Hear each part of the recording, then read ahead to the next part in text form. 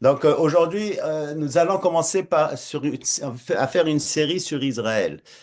L'histoire, les origines d'Israël dans la Bible, à travers la diaspora Israël, jusqu'à la seconde venue, jusqu'au millénium et même le temps éternel. Je sais que j'ai parlé déjà de certains termes que je vais mentionner, mais là, on va les mettre de façon systématique pour avoir une bonne vision, c'est-à-dire une connaissance d'Israël elle-même. Et l'avantage pour nous, les croyants, l'avantage pour les chrétiens, est quand nous parlons de l'histoire d'Israël dans la Bible, on couvre toutes les Écritures, c'est-à-dire de la Genèse jusqu'à l'Apocalypse. Il y a plus de 2000 références à Israël dans les Écritures. Et je peux vous dire, il y a 75% des Écritures sont l'histoire d'Israël, du début jusqu'à la fin, même aller dans le temps éternel, on va voir certains versets.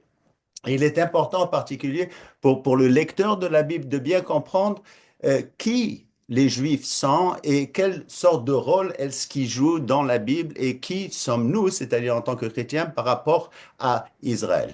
Maintenant, que se passe-t-il lorsque nous avons une fausse conception d'Israël et des Juifs? Ok, c'est très facile d'avoir une fausse conception avec ce qui se passe, ce qui s'est passé dans l'histoire et ainsi de suite. J'ai constaté que deux extrêmes sont souvent atteints. L'un finira par détester et même haïr les Juifs, ce qui est la conséquence la plus habituelle. Alors, c'est ce qui s'est passé dans les derniers 2000 ans. C'est pour ça qu'il y a beaucoup d'antisémitisme. Et même d'après les prophéties, on va voir cet antisémitisme grandir. Mais il y a d'autres qui les surestiment souvent, d'accord, pensant qu'ils sont une super race. Merci beaucoup, mais ça, c'est pas ça du tout. Ces deux positions ne sont pas, je veux dire, souhaitables. Donc, les deux positions ne sont bien entendu pas souhaitables. On va essayer de mettre Israël là où les Écritures les mettent, ok, sans trop donner, sans trop enlever non plus. Et le problème est que leur présence, leur histoire est dans les Écritures est donnée de façon très découverte, d'accord? C'est-à-dire nous apprenons tout ce qui est mauvais au sujet d'Israël, spécialement au sujet de leurs péchés, de leur rébellion, de leur résistance à Dieu. Alors, ce qui fait qu'à la fin, on se retrouve avec une mauvaise conception de qui Israël est. Mais il faut comprendre que si ces informations nous sommes données, c'est pour qu'on se voit avec eux. Mais c'était ça, c'est pour ça que Paul a réagi à ça, à ce genre de conception. Il dit, et deux fois, dans 1 Corinthiens chapitre 10, au verset 6 et au verset 11, je vais vous les lire. Il dit, Or ces choses, parlant de ce qui est écrit dans l'histoire d'Israël, sont arrivées pour nous servir d'exemple afin que nous n'ayons pas de mauvais désirs comme ils en ont eu. Ces choses, au verset 11, leur sont arrivées pour servir d'exemple et elles ont été écrites pour notre instruction à nous qui sommes parvenus à la fin des siècles. Quand on lit, par exemple, le livre d'Exode, ou on lit le livre des Nombres, ou de Deutéronome, et on nous dit qu'il y a 3 millions de personnes, non, il y a 3 millions et une personne, nous-mêmes, qui marchions avec elle. Donc la Bible était écrite pour que nous voyions qui nous sommes. Ça, vous ne verrez pas ça dans les livres des autres nations. OK, des autres nations, il y a une personne, je me rappelle, à Béthariel, qui était venue, il dit, ah, je peux plus croire parce que Israël n'est pas mentionné dans l'histoire des Égyptiens. Mais je lui ai dit, mais qui a écrit l'histoire des Égyptiens? Mais j'ai dit les Égyptiens. Mais dans la Bible, c'est Dieu qui a écrit l'histoire. C'est pour ça qu'ils sont à découvert. Les Égyptiens, c'est tous des supermen. Ils sont là, ils ont tous des dieux et ainsi de suite. Alors, ils vont écrire seulement ce qui est bon pour eux. D'accord? Et c'est ce qui se passe. Et c'est pour ça que plusieurs fois, on a cette mauvaise conception d'Israël. Non, ils sont là parce que nous sommes comme eux. Et à travers Israël, nous allons aussi développer une grande assurance du salut, c'est-à-dire à travers l'étude d'Israël. Parce que malgré tout ça, Dieu ne les a jamais abandonnés. Malgré, ils sont tombés tellement de fois, Dieu a de très bonnes, c'est-à-dire prophéties pour eux, promesses pour eux. Vous savez que plus de 200 fois, au fait 203 fois exactement, dans la Bible, Dieu est appelé le Dieu d'Israël. Le Dieu d'Israël. La dernière fois, c'est dans les évangiles. Vous avez dans Matthieu chapitre 15, verset 31, quand la foule ont reconnu Jésus, le Messie, et ils ont remercié Dieu, et dans Luc 1, 68, avec Zacharie, Zacharie le père de Jean-Baptiste. Il commença sa prophétie en disant, béni soit le Seigneur, le Dieu d'Israël, de ce qu'il a visité et racheté son peuple. D'accord? Parce que ces prophéties pour lui, c'était déjà arrivé. Son peuple, car la venue de Jésus a confirmé et solidifié cette vérité qu'Israël est le peuple de Dieu non remplacé. C'est ce qu'on va voir à travers beaucoup de choses, beaucoup de versets. Maintenant, remarquez le miracle d'Israël aujourd'hui. Euh, la Bible, vous savez que la Bible mentionne beaucoup de nations qui existaient avec Israël, avec les Juifs, comme les Hittites, les Amoréens, les Hivites, les Jébusiens. En avez-vous déjà rencontré sur la rue des gens, des Cananéens ou des Jébusiens? Non, mais les Juifs sont toujours là, ce qui est une preuve de l'amour de Dieu qu'on peut s'accaparer parce que Dieu, quand il sauve pour l'éternité. Donc, cela en soi est une indication de la préservation de cette nation par Dieu qui est en vigueur aujourd'hui encore. Et on va parler aussi des prophéties de ce qui se passe aujourd'hui. D'ailleurs, aujourd'hui, c'est un temps, c'est un moment très important. Là, ils sont en train de, ils ont relâché trois otages, d'accord, et 90 otages palestiniens, trois otages juifs, d'accord. Donc, il y a beaucoup de choses qui se passent en Israël.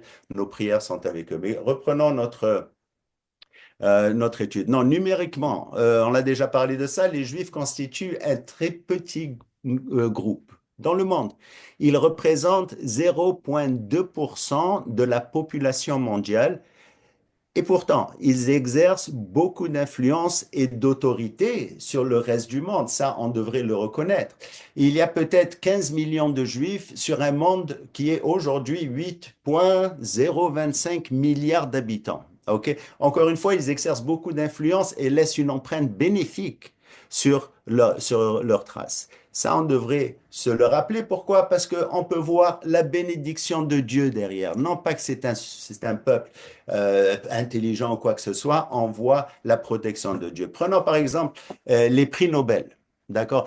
Vous savez que les Juifs ont remporté un nombre disproportionné de prix Nobel, représentant 22% de tous les lauréats entre 1901 et 2023, alors qu'ils représentent encore 0,2% de la population mondiale, et souvent sous le fléau de l'antisémitisme lui-même. Mark Twain, vous en avez entendu parler, qui lui-même d'ailleurs était considéré comme un antisémite. Un jour, il a dit que les contributions du juif à la liste mondiale des grands noms de la littérature, de la science, de l'art, de la musique, des finances et ainsi de suite, sont également disproportionnées par rapport à la faiblesse de son nombre. Donc, il a fait un merveilleux combat, parlant des Juifs, dans le monde de tous les âges. Il l'a fait avec les mains liées derrière lui. D'accord? Évidemment, encore une fois, en tant que croyants, nous voyons la protection de Dieu. D'accord? Je me souviens avoir lu sur Winston Churchill, qui a dit, il dit, certaines personnes aiment les Juifs, d'autres non, mais aucun homme réfléchi ne peut nier le fait qu'ils constituent sans aucun doute la race la plus redoutable et la plus remarquable qui soit apparue dans le monde. D'accord? Ça se vient d'un général. Et leur influence était si grande que certains pensent qu'il existe une sorte de conspiration des Juifs pour conquérir le monde. D'accord? Ce qui n'est pas le cas. Ce sont des gens comme tout le monde qui ont besoin d'entendre l'évangile et d'acquérir ce salut en Yeshua. Cependant, il y a toute cette dimension spirituelle derrière Israël qui font que l'évangélisation juive, par les mêmes des Juifs, amène beaucoup d'émotions et ainsi de suite. Encore une fois, c'est ma prière que, à travers cette étude qu'on va faire, j'imagine, à travers un an, 2 ans, 3 ans, je ne sais pas, on va être bénis nous-mêmes pour voir comment est-ce que Dieu travaille avec Israël comme il travaille avec nous. Et bibliquement parlant, l'existence d'Israël est très liée à la foi chrétienne. On ne peut pas juste couper Israël. On ne peut pas oublier Israël. Paul a dit, ok, parlons de l'Église, au cœur même du Nouveau Testament, dans Éphésiens 2,12, il dit, souvenez-vous que vous étiez en ce temps-là, parlant des nations, sans Christ, privés du droit de cité en Israël, étrangers aux alliances de la promesse, sans espérance et sans Dieu dans le monde. Qu'est-ce que Paul veut dire quand il dit du droit de cité, ok? Qui est en fait un seul mot en grec, polithéa, un mot utilisé alors pour décrire les conditions des droits d'un citoyen. Citoyen, il parle du paradis là. Et quelles sont ces alliances et ces promesses dont nous faisons partie aujourd'hui en tant que juifs et non-juifs, d'accord? Alors ce sont ce genre de termes et concepts que nous allons explorer et pour faire, nous devons commencer au tout début. D'accord? Et avant de commencer encore, il y a une prophétie que Moïse a donnée sur la nation des Juifs. Au moment où elle est devenue nation, il y a 3500 ans, d'accord? Et avant même qu'elle puisse entrer dans la terre d'Israël. Donc, ça, c'est dans Deutéronome 28, verset 37. Euh, et là, on est à la fin là, de la Torah. OK, Moïse va partir bientôt et ainsi de suite. Alors, avant même d'entrer sur la terre, il leur dit, et tu seras un sujet d'étonnement, de sarcasme et de raillerie parmi tous les peuples chez qui l'Éternel te mènera. Premièrement, il dit, parmi tous les peuples chez qui l'Éternel te mènera, mais ils ont même pas mis les pieds sur la terre promise encore. D'accord? Et écoutez les termes utilisés. Un sujet d'étonnement, shama, ok, en hébreu. Ok. Étonnamment, souvent, ce mot parle de quelque chose qui suscite une forte aversion. Ok. Même en arabe, il y a un mot comme shama là, qui veut dire c'est une honte quasiment. Ouais. D'accord? C'est la même chose. Il vient d'une racine d'ailleurs d'un mot shamam, qui signifiait désolé, consterné, d'accord? Et c'est ainsi qu'Israël est appelé d'ailleurs dans Ésaïe 54. Ésaïe 54, c'est juste après 53 qui parle de la venue de Jésus et ainsi de suite. Et il appelle la désolée, voilà la désolée, mais elle est rachetée. Elle est rachetée ici. Et c'est ainsi que le Messie va retrouver Israël à son retour. Shamam, d'accord? Et Moïse aussi utilise ce mot, le mot sarcasme ou raillerie, shenina, un mot tranchant, une sorte de remarque coupante, si vous voulez. Et c'est ce que Israël est pour beaucoup de personnes, d'accord? Et Moïse aussi utilise un autre mot. Regardez le mot proverbe, masal. Masal, c'est une parabole. Qui peut comprendre Israël? Il se dit. Même les Juifs eux-mêmes ne se comprennent pas. Alors, on va voir, on va parler de définition de juif. On va demander à un juif comment définir le juif. Ils vont vous donner mille et une réponses, d'accord? Et pourquoi le juif est juif, ils ne le savent pas non plus, d'accord? Et c'est pour ça qu'on est là dans l'évangélisation juive. Donc, tel a été prophétisé et tel est Israël aujourd'hui. Donc, est-ce qu'on a le temps? Combien j'ai de 15 minutes? Je t'entends pas. Encore 5 minutes, ouais. Ah ouais, 5 minutes. On va Ouais, il faut donner. me le dire, hein, tu me dis bang. OK.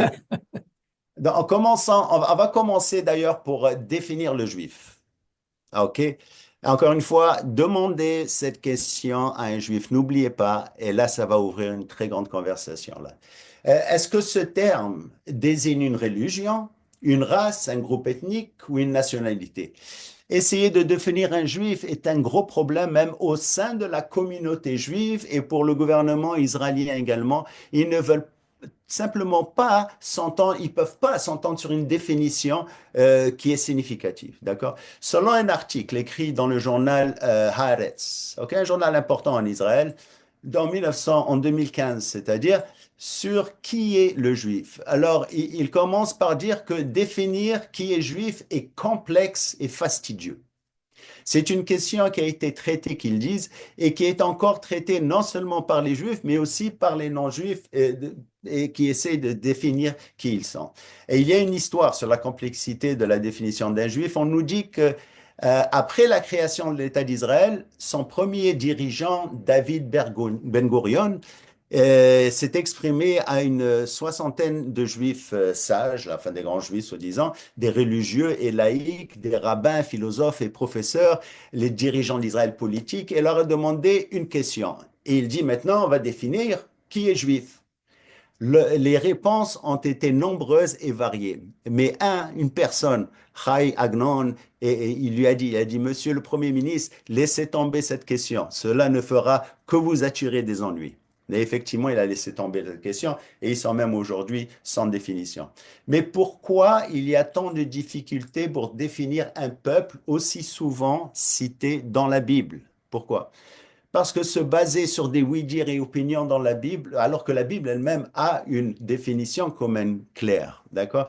Est-ce que ça a à voir sur le fait que dans la Bible, Jésus a dit, il a dit quelque chose, ce dans Jean 5,46, et on va finir avec ça. Il dit, si vous croyez en Moïse, vous allez croire en moi.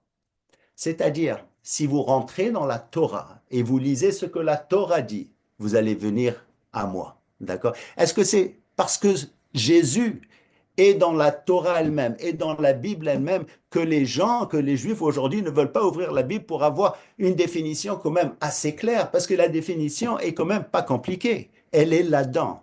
D'accord? Alors, c'est possible que à cause de ça, et d'ailleurs le rabbinique judaïsme, le judaïsme rabbinique aujourd'hui se base sur le Talmud, encore une fois, se ne base pas sur les écritures bibliques. Et c'est peut-être pour ça, et c'est ce que nous allons voir la prochaine fois que nous allons voir ce sujet qui est très important et qui va éclaircir beaucoup de problèmes.